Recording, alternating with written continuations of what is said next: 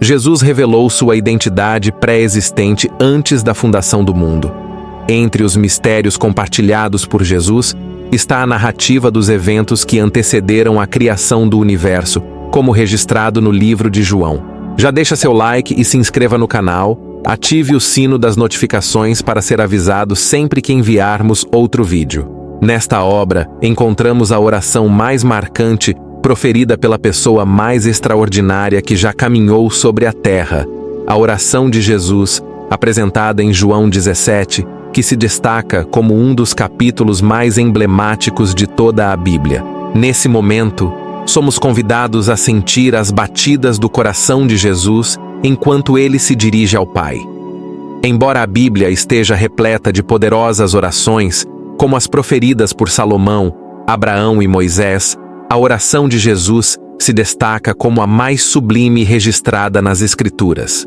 Jesus falou sobre a glória e a majestade compartilhadas com o Pai antes mesmo da existência do mundo, conforme expresso nos versículos 1 a 5 do capítulo 17 de João. Erguendo os olhos para o céu em um ato de oração, Jesus disse: Pai, chegou a hora. Glorifica teu Filho, para que o Filho te glorifique, assim como lhe deste autoridade sobre toda a humanidade. Concede-lhe agora a glória, para que ele dê a vida eterna a todos aqueles que lhe deste. E a vida eterna é esta: que te conheçam, o único Deus verdadeiro, e a Jesus Cristo, a quem enviaste. Eu te glorifiquei na terra, completando a obra que me deste para fazer.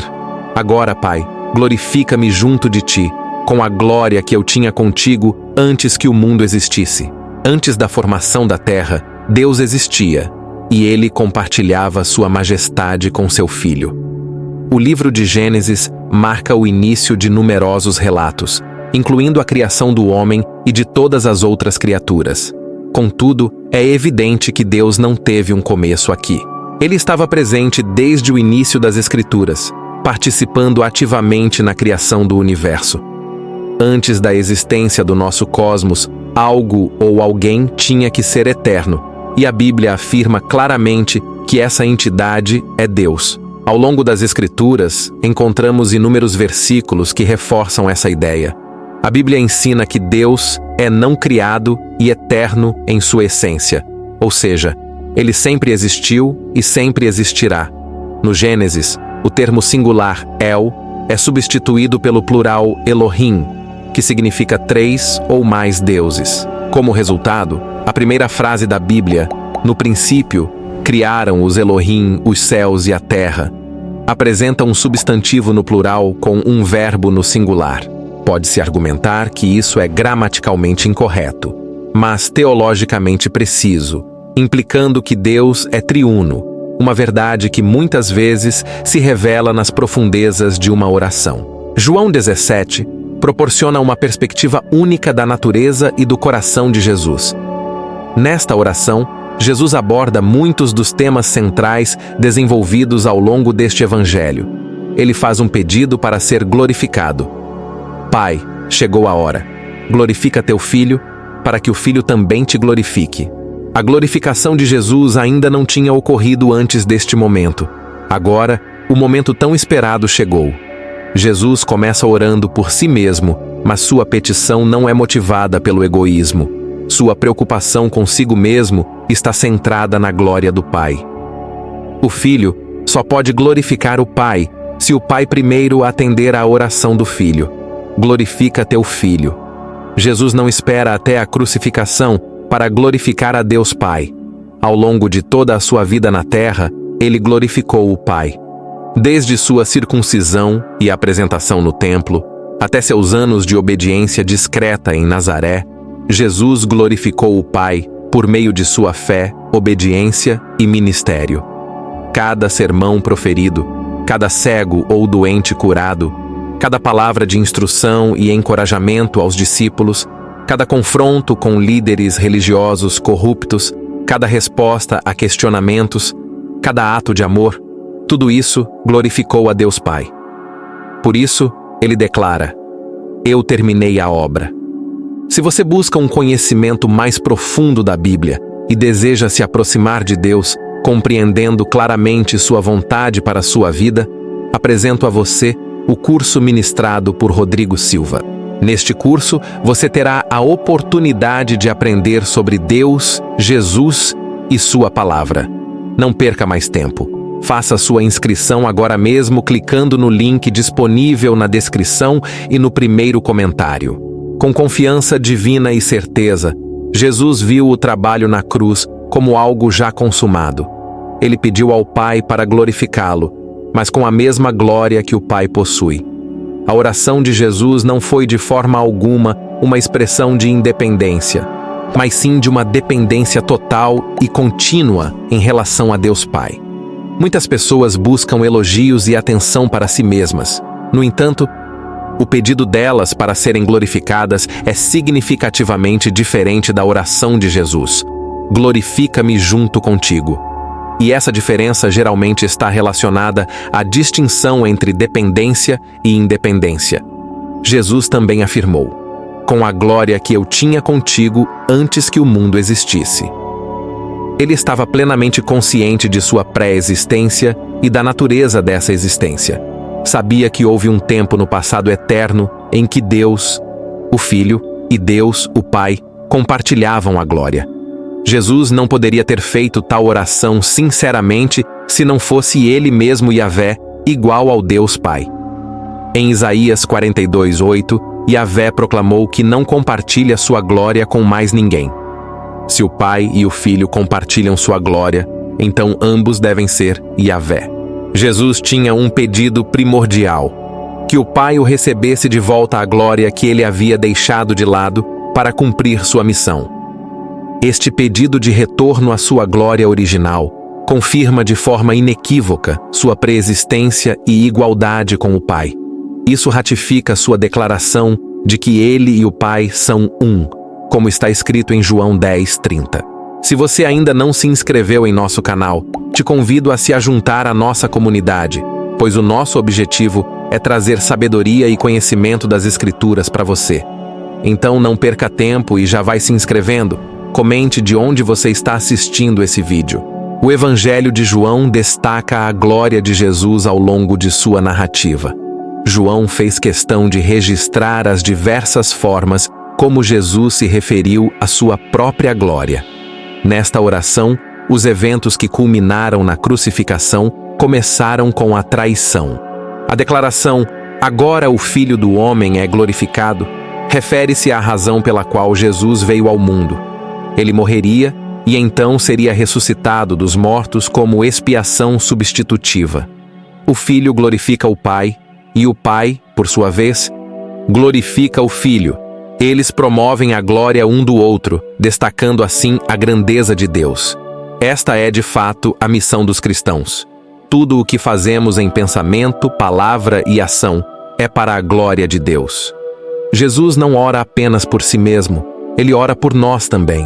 Em João 17:24 ele diz: Pai, eu quero que aqueles que você me deu estejam comigo onde estou, para que vejam a minha glória que você me deu, porque me amaste antes da fundação do mundo.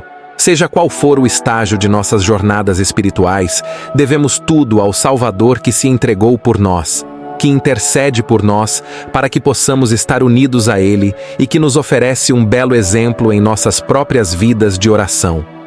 Finalmente, vemos Jesus em sua glória novamente no livro do Apocalipse. João foi encarregado de documentar as visões que teve. Ele testemunhou um Jesus poderoso, incomparável a qualquer homem comum, como é descrito em Apocalipse 1:12-13. Então virei-me para ver a voz que falava comigo, e virando-me, vi 7 candeeiros de ouro, e no meio dos candeeiros, um semelhante ao Filho do Homem, vestido com uma roupa que ia até os pés e cingido à altura do peito com um cinto de ouro. Este foi o momento em que João viu o glorioso Jesus Cristo. Ele descreveu a voz que ouviu como distintiva e marcante, semelhante ao som de uma trombeta. Essa poderosa voz pertence ao Alfa e Ômega, o princípio e o fim de tudo, como Jesus mesmo se identificou. Conforme registrado em Apocalipse 1:18, eu sou o primeiro e o último. Este é um dos momentos do Novo Testamento em que Jesus claramente se apresenta como Deus. Imaginamos o que passou pela mente de João quando ele se virou. A voz que ouviu provavelmente não correspondia exatamente àquela que ele se lembrava de Jesus.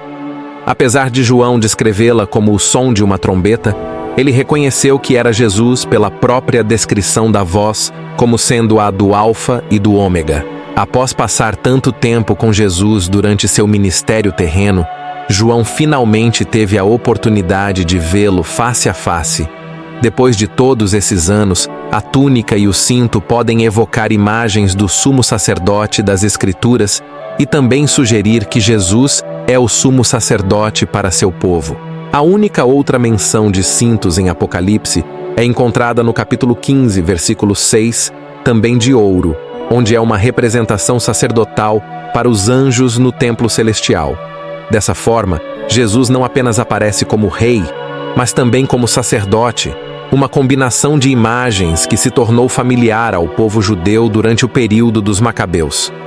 João prossegue descrevendo: sua cabeça e seus cabelos eram brancos como a lã branca, como a neve, e seus olhos flamejantes eram como chamas ardentes, penetrando em minha alma. Seus pés eram como bronze polido, brilhantes como se tivessem sido refinados numa fornalha, e sua voz ressoava como o som de muitas águas. Apocalipse 1, 14, 15. Essa descrição dos olhos é semelhante à narrativa de um anjo no livro de Daniel. Daniel 10, 6. Além disso, seu corpo era semelhante ao berilo, irradiando um brilho dourado. Seu rosto brilhava como um relâmpago. Seus olhos eram como tochas ardentes. Seus braços e pés brilhavam como bronze polido, e o som de suas palavras era como o rugido de uma multidão ou o estrondo do mar. Essa descrição de seus membros é similar à narrativa de um anjo no livro de Ezequiel. Ezequiel 1, 7. Suas pernas eram retas, e as solas de seus pés brilhavam como o bronze reluzente. Se você ainda não teve a oportunidade de se inscrever no curso ministrado por Rodrigo Silva, quero te convidar mais uma vez a participar dessa jornada de conhecimento e espiritualidade. Este curso oferece uma oportunidade única de aprofundar sua compreensão da Bíblia, de conhecer melhor a Deus e de entender sua vontade para a sua vida. Não deixe passar essa chance. Clique no link disponível na descrição e no primeiro comentário para garantir sua inscrição agora mesmo.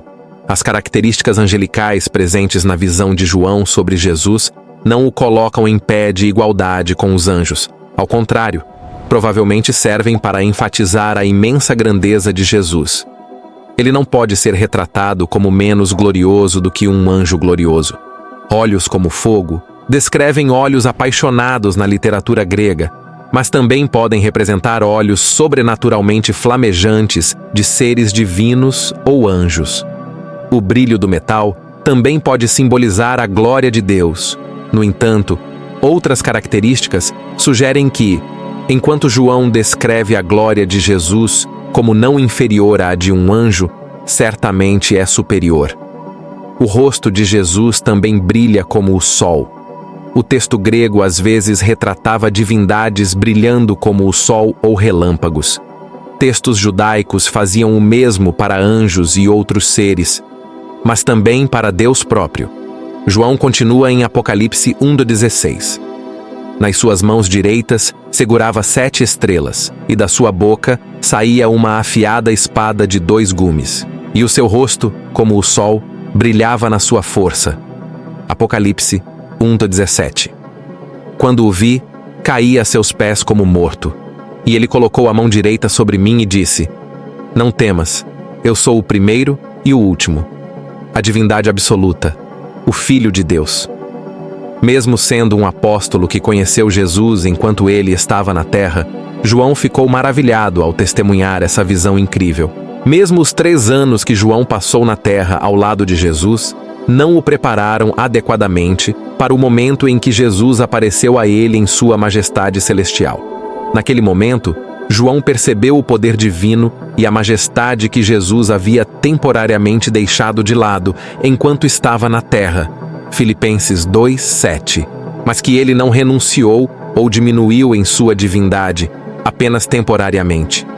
Jesus abriu mão da manifestação externa de sua igualdade divina e de sua legítima glória ao tomar a forma de um servo e ser feito semelhante aos homens, tornando-se plenamente humano, mas sem pecado, sendo ao mesmo tempo totalmente Deus e totalmente homem.